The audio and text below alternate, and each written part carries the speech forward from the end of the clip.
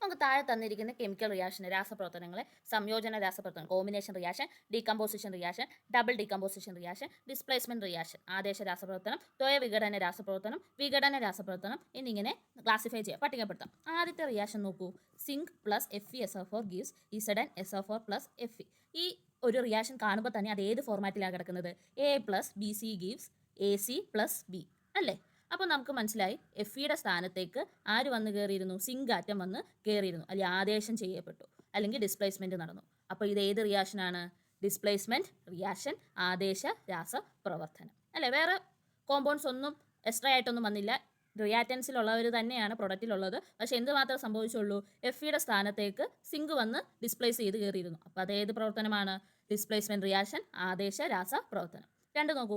NaCl plus AgNO3 gives NaNO3 plus AgCl. അപ്പോൾ ഇങ്ങനെ ഒരു റിയാക്ഷൻ തരുമ്പോൾ നമുക്ക് ഏത് ഫോർമാറ്റാണെന്ന് മനസ്സിലായി? AB plus CD gives AD plus CB അല്ലേ?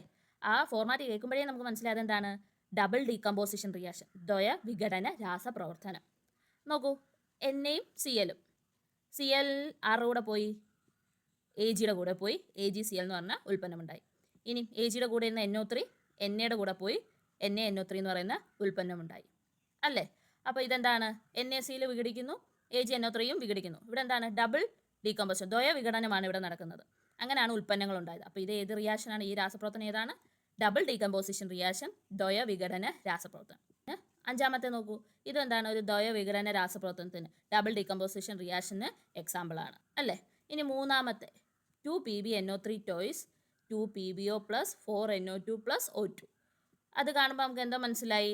റിയാക്റ്റൻ സൈഡിൽ ഒരു സംയുക്തമേ ഉള്ളൂ, അത് വിഘടിച്ചാണ് ഇവിടെ ഉൽപ്പന്നങ്ങൾ ഉണ്ടായിരിക്കുന്നത്.